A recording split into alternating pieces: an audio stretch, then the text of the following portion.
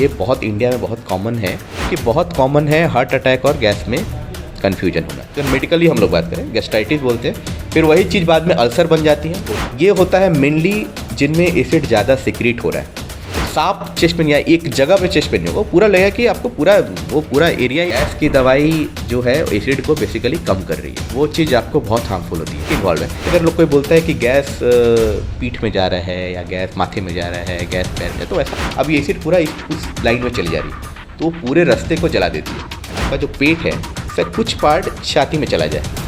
बहुत ज़्यादा चाय या कॉफ़ी का सेवन करेंगे, बहुत ऑयली स्पाइसी फूड अगर आप बाहर का कब लगातार खाएंगे, अगर आप स्मोकिंग या अल्कोहल करते हैं, खास करके स्मोकिंग से इस तरह के दवाई है आपका पेंटाप्रोजोल या इस तरह का आप लेते हैं, वो किडनी पे डैमेज करती है। इसमें कुछ चीज़ें मैं बता देता हूँ। अलार्म सिम्टम्स बोलते हैं, अलार्म को कुछ बड़ा चल रहा है जैसे कैंसर, शुगर। ग्रेड 1 और ग्रेड 2 फैटी लिवर आज के डेट में बहुत कॉमन है। लेकिन अगर आपको ग्रेड 1 ग्रेड 2 फैटी लिवर हुआ है, दैट मीन्स आपको कि बाकी सब चीज़ें होने का, यानी कि डायबिटीज़, कोलेस्ट्रॉल, ब्लड प्रेशर, इस तरह के रोग होने के चांसेस है। फैटी लिवर कहने का मतलब है कि लिवर में फैट का डिपोजिशन, इसके 4 स्टेज होते हैं। तो लीवर अगर आपका ख़राब है, पेट में दर्द है, तो उसको इग्नोर तो आपको एकदम ही नहीं करना है।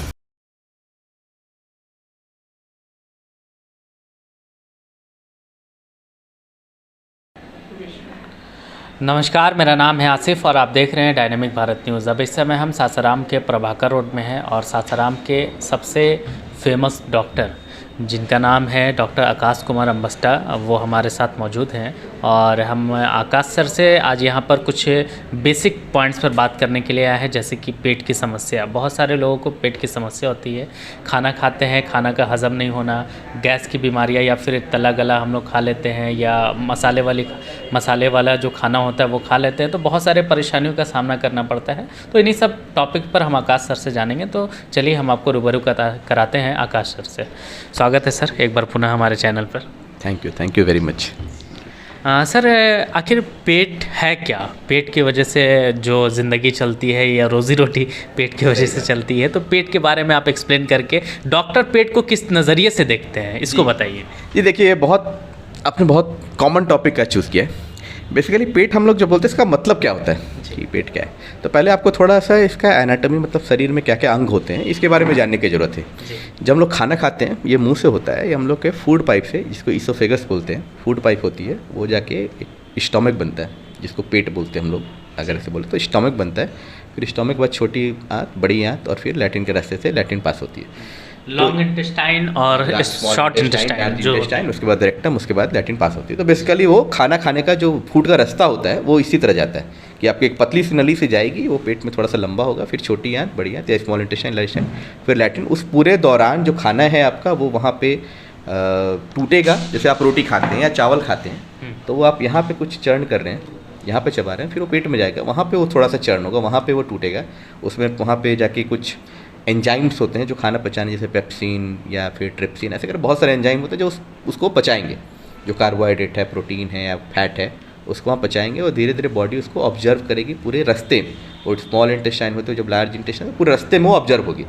जितने मिनरल्स है, जैसे आयरन है, फोलिक एसिड, जो भी आप खाते हैं वो ऑब्जर्व होती है। फाइनली जो बच जाता है वो लैट्रिन के रूप में बाहर निकलता है। ये हुआ खाने का रास्ता। उसके बाद एक बहुत मेजर ऑर्गन है जो इस साइड राइट साइड में होता है, उसको बोलते हैं लीवर, जो कि बहुत इंपॉर्टेंट है पाचन क्रिया के लिए। लीवर के बहुत सारे काम, बेसिकली वो फैक्ट्री है, वहाँ बनते भी हैं चीज़ें, वहाँ पे टूटती भी हैं चीज़ें, वहाँ पे सारा जो प्रोसेसिंग है वो लीवर में होता है।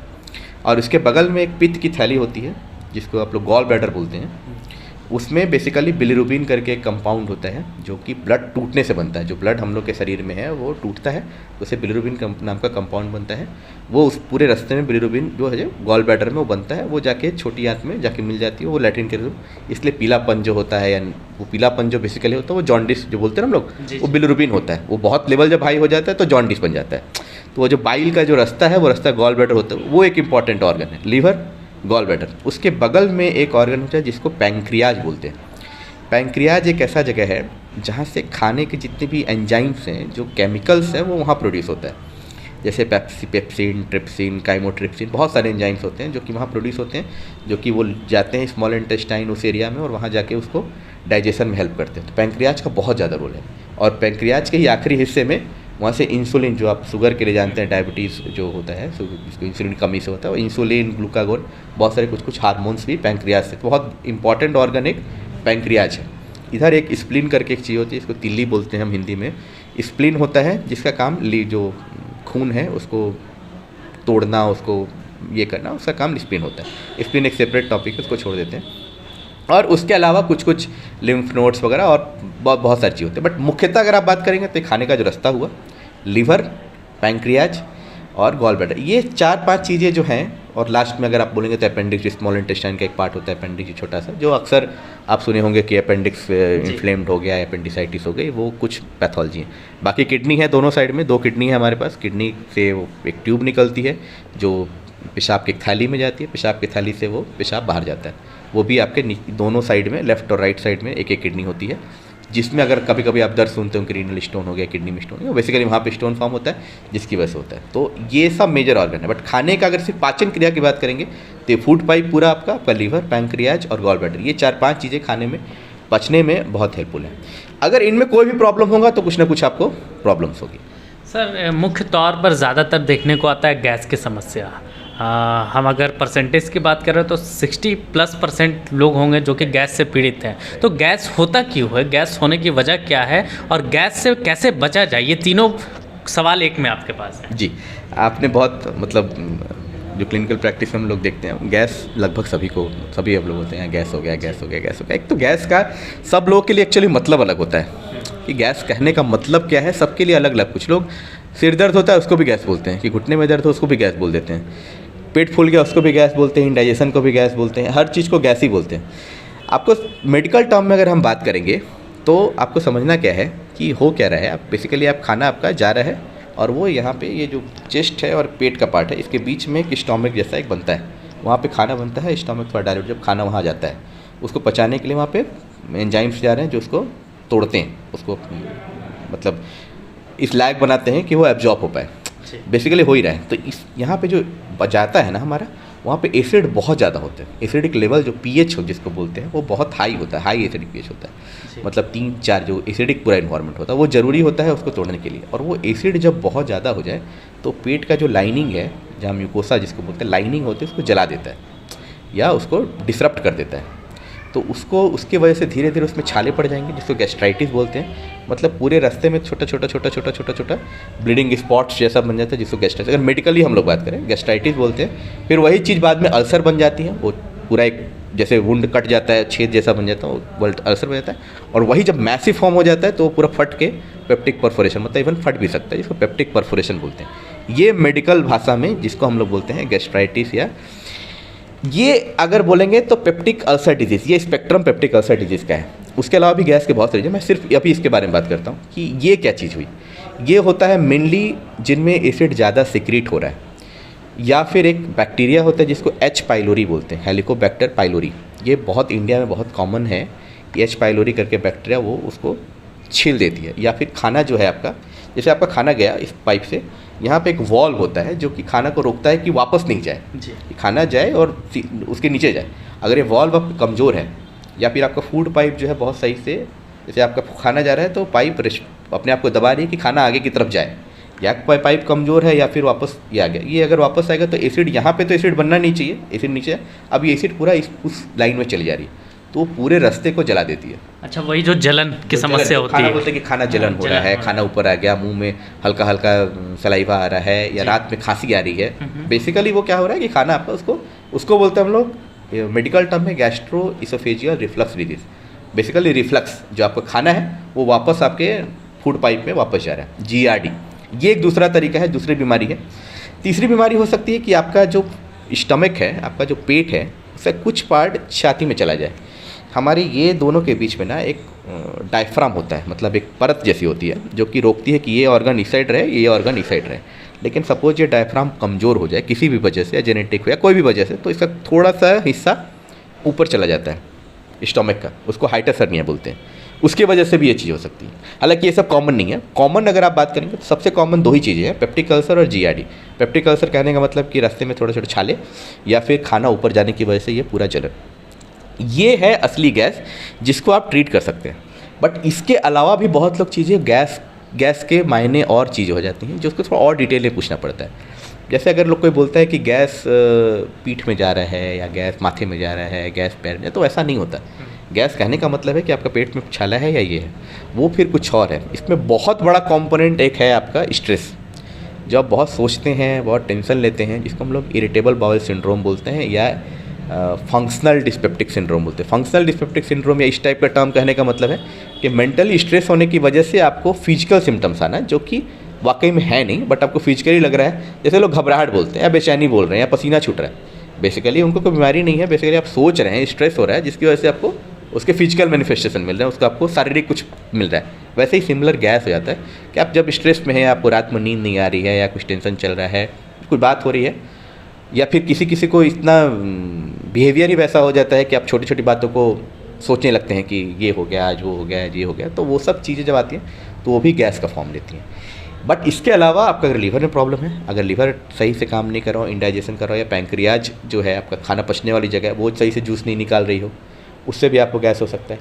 या फिर कहीं कहीं आपको स्पेसिफिक कुछ एंजाइम, जैसे लैक्टेज करके एक एंजाइम होती है जो दूध को पचाती है, आपका दूध जाता है, वो एंजाइम जाता है, एंजाइम दूध को तोड़ता है। अगर आपको लैक्टेज डिफिशिएंसी है तो आपको दूध के सामान नहीं पचेगा। तो बहुत सारे रीजन्स हो सकते हैं, बट मुख्य रीज़न होता है कि एसिड का वहाँ पे बहुत ज़्यादा बढ़ जाना, यही मुख्य रीज़न होता है। सर कभी कभी ऐसा सुना जाता है कि गैस जो है तो यहाँ पे दर्द हो रहा है, सीने में, हट के पास या इधर, तो पेट के आसपास, मतलब कि बॉडी के अगर बात करें स्टोमक के आसपास कहीं भी दर्द हो तो उसको बोला जाता है गैस है। तो क्या सच में वैसा होता है? देखिए, जो मैंने अभी बताया आपको, देखिए जैसे हमारे शरीर में, जैसे यहाँ पे कट गया, सब कुछ हाथ में कट गया, पैर में कट गया, तो यहाँ पे नर्व एंडिंग्स बहुत ज़्यादा है। आपको एग्जैक्ट पता चला कि इस जगह पे कट गया है, लेकिन आपके पेट के जो ऑर्गन्स हैं या इसमें नर्व एंडिंग्स पार्टिकुलर, इसको विसरल बोलते हैं, मतलब एक diffuse kind of chest pain होगा। आपको एक साफ चेस्ट पेन या एक जगह पे चेस्ट पेन नहीं होगा, पूरा लगेगा कि आपको पूरा एरिया ही इन्वॉल्व है, क्योंकि पार्टिकुलर नर्व एंडिंग्स अलग टाइप के नर्व एंडिंग्स है। तो चेस्ट पेन होना बेसिकली हो क्यों रहा है कि आपका जो खाना है वो आपके चेस्ट में जा रहा है, जो कि बहुत कॉमन है हार्ट अटैक और गैस में कन्फ्यूजन होना। जो मैक्सिमम टाइम देखते हो कि रात में किसी को चेस्ट पेन हुआ, गैस से भी हो सकता है, वो हार्ट अटैक भी हो सकता है, अगर किसी को डायबिटीज़, ब्लड प्रेशर वगैरह है, ये सबसे कन्फ्यूजन। तो ये पार्टिकुलर छाती का जो जलन है या इस एरिया में भारीपन है, बहुत बहुत बहुत मैंने मैक्सिमम केसेस में होता है कि सिंपल गैस की वजह से हो, खाना ऊपर जा रहा है उसकी वजह से। तो डेफिनेटली चेस्ट पेन जो है गैस का एक मैनिफेस्टेशन है। गैस की अगर आप बात करें, जो गैस बोलते हैं पेप्टिक अल्सर, इसका मेन अगर आप लक्षण बोलेंगे तो लक्षण ये होता है कि खाना नहीं पच रहा, पेट फूला फूला सा लग रहा है, थोड़ा सा ही खा रहे हैं, लग रहा है कि पेट भर गया, या वॉमिटिंग जैसा हमेशा एक फील आ रहा है कि वॉमिटिंग हो, या फिर लगे कि ये पूरा छाती में जलन सा हमेशा होता रहता है। ये सब लक्षण होते हैं आपको, जो हम लोग गैस बोलते हैं। तो सर इससे बचने के लिए क्या क्या उपाय हो सकते हैं? देखिए, अगेन अगर आपको बीमारी पता चल जाए तो उसके हिसाब से ट्रीटमेंट होता है कि आपको एग्जैक्ट क्या बीमारी है। जैसे सपोज किसी को पेप्टिक अल्सर अगर हम लोग सस्पेक्ट कर रहे हैं, या नॉर्मल हम लोग बात कर रहे हैं कि किसी को गैस है, पेट फूला लग रहा है, पेट में ये एरिया है ना एपिगैस्ट्रिक, इस रीजन में दर्द हो रहा है किसी को, कहने का मतलब है कि उस जगह में कुछ ना कुछ अल्सर बन रहा है, या फिर वहाँ पे कुछ हल्का हल्का छिलना सा स्टार्ट हो गया। इसका मुख्य रीजन होता है लाइफस्टाइल में जब आप बहुत टाइम पे खाना नहीं खाए, अनटाइमली खाना खाएंगे, बहुत ज़्यादा चाय या कॉफ़ी का सेवन करेंगे, खास करके खाली पेट में आप चाय, कॉफ़ी या बहुत ऑयली सामान खाएंगे, या गरम मसाला, लाल मिर्च, बहुत ऑयली स्पाइसी फूड अगर आप बाहर का कब लगातार खाएंगे तो उसकी वजह से होने लगता है। या फिर टाइमिंग, मेनली अगर टाइमिंग आपका ठीक नहीं हो तो भी बहुत कॉमन चीज़ है। उसके अलावा स्मोकिंग का बहुत काम, अगर आप स्मोकिंग या अल्कोहल करते हैं, खास करके स्मोकिंग से ये डिजीज़ बढ़ती है। और दूसरा होता है फिजिकल एक्टिविटी। अगर आपको फिजिकल एक्टिविटी नहीं है, आप सेडेंटरी लाइफ मतलब मैक्सिमम टाइम बैठे हुए हैं या ऑफिस वर्क कर रहे हैं, आपका एक्टिविटी नहीं है, ये सारी चीज़ें जो हैं पेप्टिक अल्सर को, लाइफस्टाइल चेंजेस बहुत इंपॉर्टेंट है। आपको खाना जो खाना है वो इन तब टाइप के मरीज़ को जिनको ज़्यादा होता है उनको खाना है स्मॉल फ्रिक्वेंट डाइट। मतलब कहने का मतलब है कि एक बार में बहुत हाई खाना नहीं खा सकते, थोड़ा थोड़ा खाना है, 4-5 घंटे के गैप में खाना है, एक साथ बहुत सारा खाना आप नहीं खा सकते। और बहुत स्पाइसी बाहर का खाना जितना कम खाएं, पैकेज्ड फूड जैसे चिप्स। नॉनवेज खाने में कोई बुराई नहीं है, नॉनवेज में लोगों का बहुत ये है कि नॉनवेज नहीं खाएंगे, ऐसा कुछ नहीं है। नॉनवेज क्यों ख़राब करती है? क्योंकि उसका प्रिपरेशन ख़राब होता है। जो आप उसमें जो ग्रेवी होती है उसमें इतना मसाला होता है, उसमें इतना स्पाइसी फूड बनाते हैं, वो प्रॉब्लम है। अगर आप डायरेक्ट चिकन फ्राई करके खाते हैं या फिश फ्राई करके खाते हैं, अगर ऑयली कंपोनेंट उसमें कम हो या एग खाते हैं तो उसमें कोई इशू नहीं है। अच्छा, मतलब जो बॉयल सामान जो लोग खाते हैं नॉर्मल बिना मसाले वाले, तो इससे गैस की प्रॉब्लम नहीं हो सकती है। सर एक और सवाल है, अंडा खाने से बोला जाता है गैस बहुत बनता है, क्या सही बात है? राइट, देखिए प्रोटीन जो है ना, कार्बोहाइड्रेट का डाइजेशन कंपेरेटिवली आसान होता है, प्रोटीन और फैट का डाइजेशन थोड़ा सा मुश्किल होता है। और जब हाई प्रोटीन का डाइट लेते हैं, जैसे अंडा में हाई प्रोटीन डाइट है, अंडा का जो आपका वाइट पार्ट है उसमें प्रोटीन है, येलोविश पार्ट में प्रोटीन प्लस कोलेस्ट्रॉल, ये दोनों चीज़ ज़्यादा हैं। तो इन दोनों को पचाने में ना आपको टाइम बहुत ज़्यादा लगता है, एंजाइम भी बहुत ज़्यादा लगते हैं। तो बेसिकली इसलिए प्रोटीन हाई प्रोटीन डाइट खाते हैं आप तो आपको ये प्रॉब्लम बढ़ती है। सर गैस के लिए मेडिकल ट्रीटमेंट क्या क्या होना चाहिए? जी देखिए, गैस के लिए ओवर द काउंटर बहुत सारे दवाई मिलते हैं और बहुत कॉमनली लोग लेते हैं, जैसे कि पेंटापराजोल, रेवेपराजोल, लिसोपराजोल, बहुत कॉमनली आपको जब जीसी मेडिकल में जाइएगा आपको मिल जाएगा, या रेनिटिडीन, रेंटैक, इस टाइप का बहुत सारी दवाई कॉमनली मिलती है। देखिए इस पर मैं अगेन बोलना चाहूँगा कि कुछ शॉर्ट टर्म के लिए तो लेने में कोई प्रॉब्लम नहीं है कि आप 7-10 दिन का एक कोर्स ले लिए, कोई प्रॉब्लम नहीं है।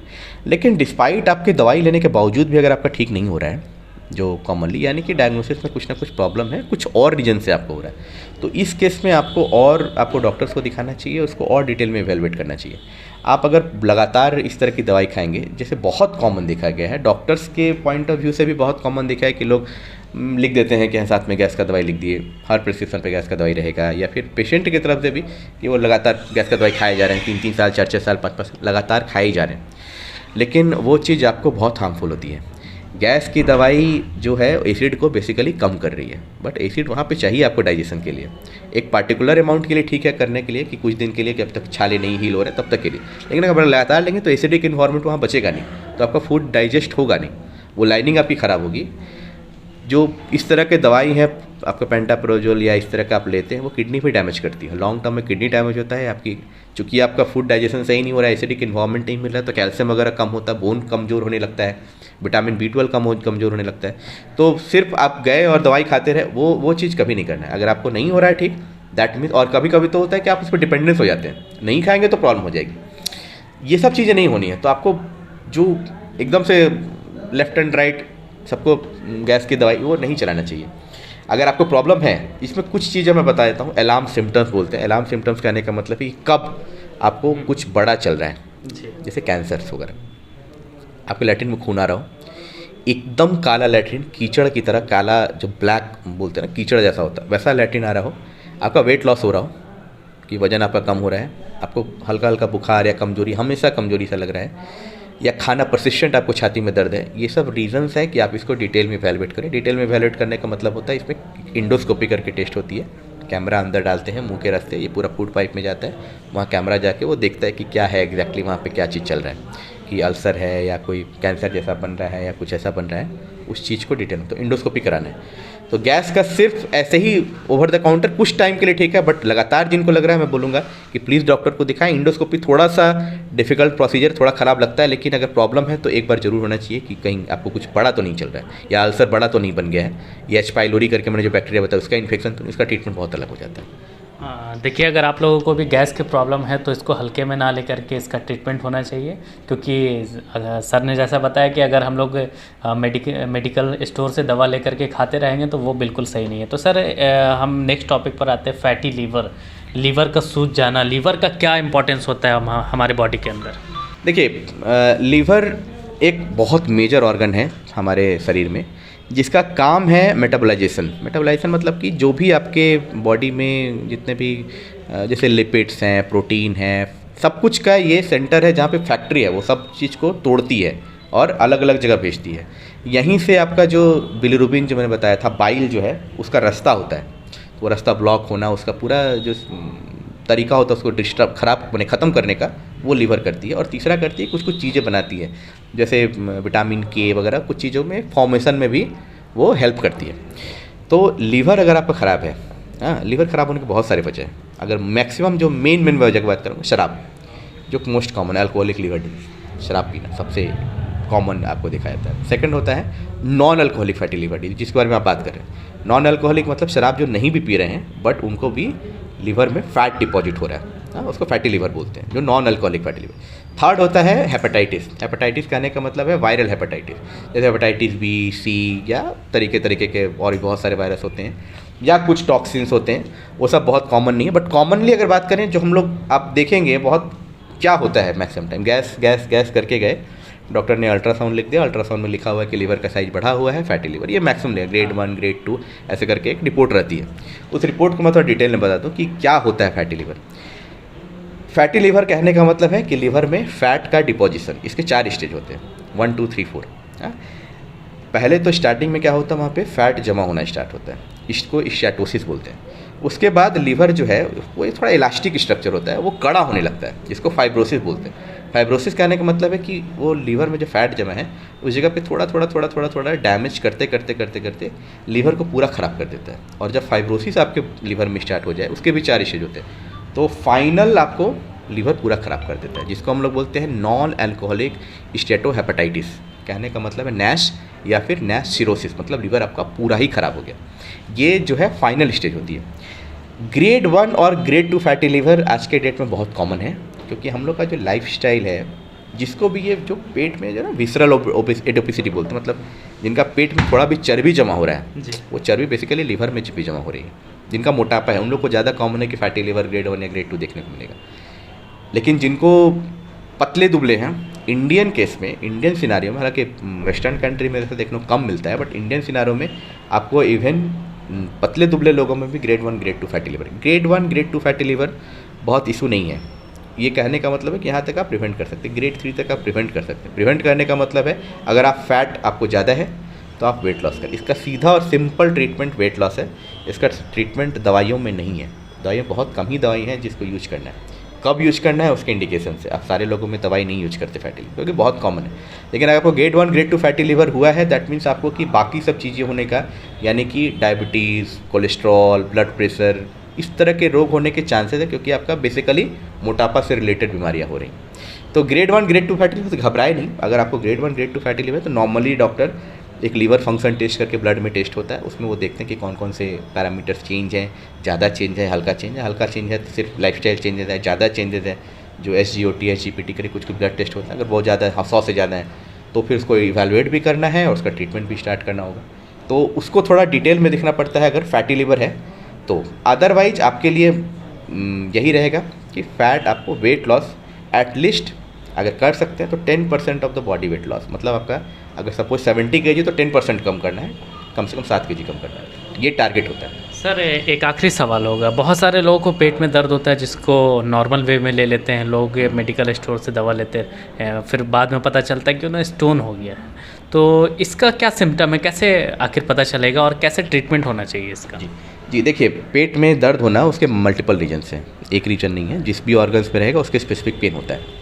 कॉमन इस पर मैं पेन की बात करता हूँ। सबसे कॉमन पेन जो होता है ये आपको एकदम जब स्टमक शुरू होता है, जस्ट चेस्ट खत्म हुआ वहाँ पे होना, जो कि अल्सर की वजह से होता है, गैस्ट्राइटिस की वजह से, जिसको एक्यूट गैस्ट्राइटिस या पेप्टिक अल्सर डिजीज़ हम लोग बोलते हैं कि उस रीजन में दर्द हुआ मतलब अल्सर है। अल्सर है तो उसका जैसे पेंटाप्रोजल वगैरह बात करते हैं उसी का इंजेक्शन या टैबलेट, वो या बहुत सारे सिरप आते हैं जो लाइनिंग को स्मूथ करते हैं, वो सिरप देखे हुआ। ये इसका इस तरह का पेन नॉर्मली अगर लॉन्ग टर्म से आ रहा है तो हल्का हल्का पेन आपको खाने के बाद नॉर्मली ऐसा, या फिर खाली पेट रहते हैं बहुत देर तो होता है। ये पेप्टिक अल्सर डिजीज़ का ये फॉर्म पेन है। दूसरा पेन जो कॉमनली होता है लिवर के साइड में। लिवर के साइड में चाहे तो लिवर में कुछ प्रॉब्लम हो, जैसे ग्रेड 3 फैटी लिवर है, ग्रेड 4 फैटी लिवर, जो हायर फैटी लिवर होंगे तो उसमें हल्का हल्का थोड़ा पेन होगा, डिफ्यूज पेन होगा।